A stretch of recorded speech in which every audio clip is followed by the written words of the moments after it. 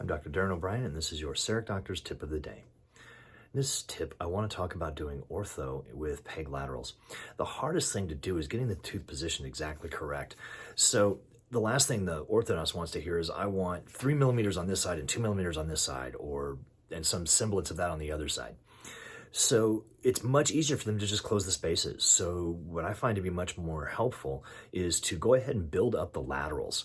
So like in this case, we're going to go ahead and take the measurement of the central to see if it's within the aesthetic ratios that we want. So we take a height and we take a width.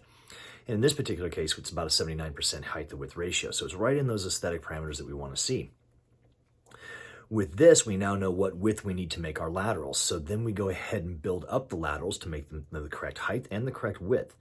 And then all the orthodontist has to do is close the spaces. Now you can build these up either with hand stack composite, as in this case, because there's just minor amounts of tooth structure needed to be added. If it was severely pegged, we would use the CEREC machine and create a veneer. But once we have them all built up, now the orthodontist has to do, all they have to do is do what they do best, which is close the spaces. Tell them to close the spaces completely, and you're gonna have an aesthetic result. You're gonna cut down your time in ortho. It's gonna be easier for you and your orthodontist. So I hope this tip helps. If you wanna hear more about it, there's a discussion on CDocs boards.